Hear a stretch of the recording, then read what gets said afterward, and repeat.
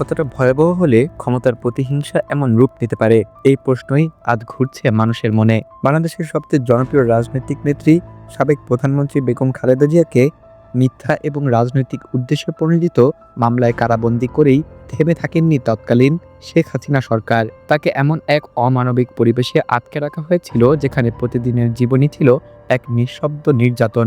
2018 সালে গ্রেপ্তারের পর বেগম খালেদা জিয়াকে রাজধানীর নাজিমুদ্দিন রোডের পরিত্যক্ত পুরনো কেন্দ্রীয় কারাগারে স্থানান্তর করা হয়। সেখানে তিনি ছিলেন একমাত্র বন্দী, কোনো সহবন্দী নেই, কোনো স্বাভাবিক সামাজিক যোগাযোগ নেই। একজন সাবেক প্রধানমন্ত্রীকে সম্পূর্ণ একাকিত্বের মধ্যে রেখে দেওয়া হয়, যা রাজনৈতিক প্রতিহিংসার এক ভয়াবহ নজির। পরিবারের সদস্য এবং আইনজীবীদের বর্ণনায় উঠে আসে এক শিউরে ওঠা বাস্তবতা। স্বেচ্ছাতে কক্ষে বড় বড় ইঁদুর এবং তেলাপোকার উপদ্রবের মধ্যেই তাকে থাকতে হতো।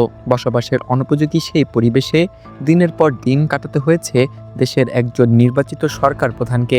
ইঁদুর যেন হয়ে উঠেছিল তার নীরব সঙ্গী, যা সভ্য সমাজের জন্য এক লজ্জাজনক অধ্যায়। কারাগারের প্রতিকূল পরিবেশে বেগম খালেদা জিয়া দীর্ঘদিনের আর্থ্রাইটিস সহ বিভিন্ন শারীরিক জটিলতা মারাত্মক আকার ধারণ করে। চিকিৎসকদের একের পর এক সতর্কতা উপেক্ষা করে তাকে পর্যাপ্ত চিকিৎসা থেকে বঞ্চিত রাখা হয়। রাজনৈতিক মহলে অভিযোগ ওঠে তাকে পরিকল্পিতভাবে ধীরে ধীরে মৃত্যুর দিকে ঠেলে দেওয়া হচ্ছিল, যাকে অনেকেই স্লো পয়জনিং বলেও উল্লেখ করেন। এর আগেও শেখ হাসিনা সরকার ক্যান্টনমেন্টে অবস্থিত স্মৃতি বিজড়িত বাসভবন থেকে বেগম খালেদা জিয়াকে জোরপূর্বক উচ্ছেদ করে। ছোট ছেলে আরাফাত রহমান কোকোর অকাল মৃত্যুতেও এই শোকাহত মায়ের প্রতি ন্যূনতম মানবিকতা দেখানো হয়নি। রাষ্ট্রীয় ক্ষমতার সামনে যেন সব মানবিক মূল্যবোধ বিলীন হয়ে গিয়েছিল।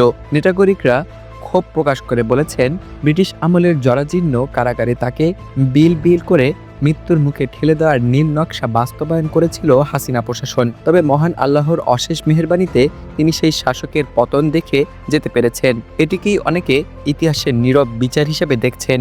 2024 সালের ছাত্র জনতার ঐতিহাসিক অভ্যুত্থানের পেছনে অন্যতম অনুপ্রেরণা ছিল বেগম খালেদা জিয়ার দীর্ঘ আপোষহীন সংগ্রাম। শত নির্যাতন সহ্য করেও তিনি মাথা নত করেননি।